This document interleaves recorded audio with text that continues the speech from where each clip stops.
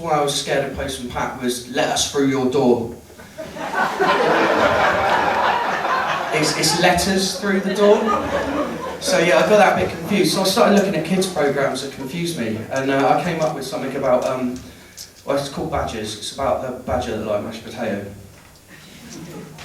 I grew up a little weird, but I blame it on TV. I got a tad confused until recently. After conversing with some others on the topic of that badger, the one that likes potatoes, not hard but mashed with butter. As that Bodger and Badger might just have been brothers, because if Bodger's the Badger, then that means Simon's surname's Badger. Unless Bodger is Badger and Badger is Bodger. But Mr. Badger, living with a lodger called Bodger, also his brother, a Badger called Bodger, confuses the matter that a Badger called Bodger with a surname of Badger is his own brother's lodger. So it's Bodger's brother. So Bodger Badger the Badger and Simon Badger the human, unless it's Badger Bodger the Badger and the human brother Simon Bodger. Or maybe Bodger is Simon's surname and the Badger was just a badger who loved mashed potatoes. Because I'm with my dad. I get to see him for a few short hours. And as the cars and the pedestrians craft a cluttered tune, we talk simultaneously about everything and nothing. Fast forward 8 years and I'm explaining to him that I'm moving away, from Stoke to the Isle of Wight.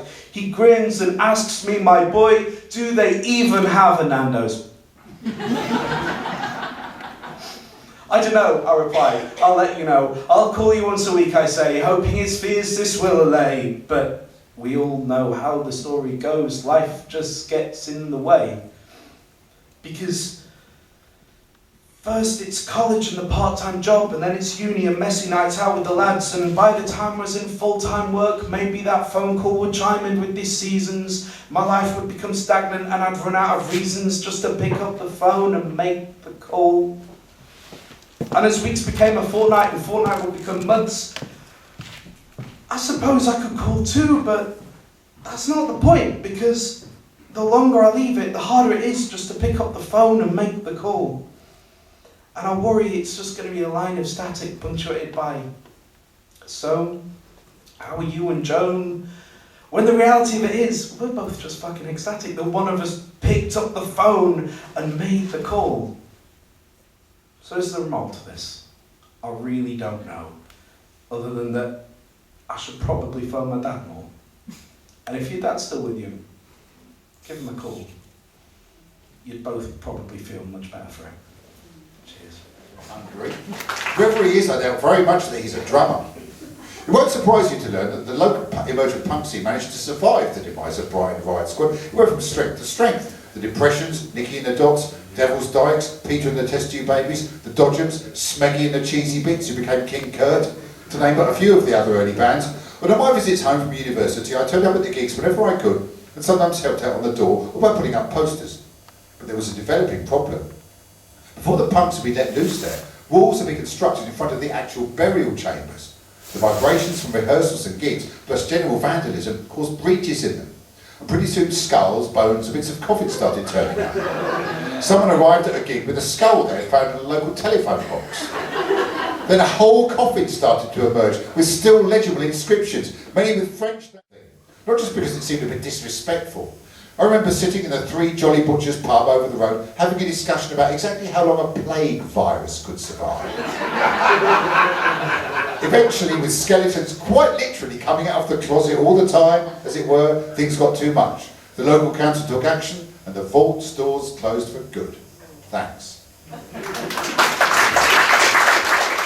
the title poem of my latest book, UK Gindependence Party. UKIP are trying to convince us that they're the alternative, the authentic voice of the working class, the defenders of the British, sort of working class tradition, or somehow making us more English or whatever. Actually what they are, I know about this, fellow South Coast dwellers. I live near Worthing, I live in Southwick, my wife and I live in Southwick, Port Town of Shoreham Harbour, basically UKIP are 7 drunk, retired golfers at Worthing Golf Club at about 25 to 11 in the bar on a Saturday night, moaning. We're not fascists, are we, dear? Bring that bottle over here. Now, where was I? Enoch Powell. Damn this irritable Powell. Do you play golf? Come down the club. Just a snifter. Lovely grub. What, no blazer? Borrow mine. Chin chin, Maggie 79. Now, where was I? Nigel Farage. Dear, more bottles in the garage. Really don't want to disparage, but you should pronounce it Farage. Agincourt and Waterloo showed those Frenchies what to do. On top Cordial, bloody shame. What the hell he got that name? Now, where was I? Edward Heath. Awful man with awful teeth. He's the one who started this, led us into the abyss. It would have been so much easier to have teamed up with Rhodesia. Bloody Poles. This gin is strong. Oh, it's vodka.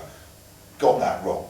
Now, where was I? Fascist? No, I fought them, I'll have you know. Well, I nearly did. Too young.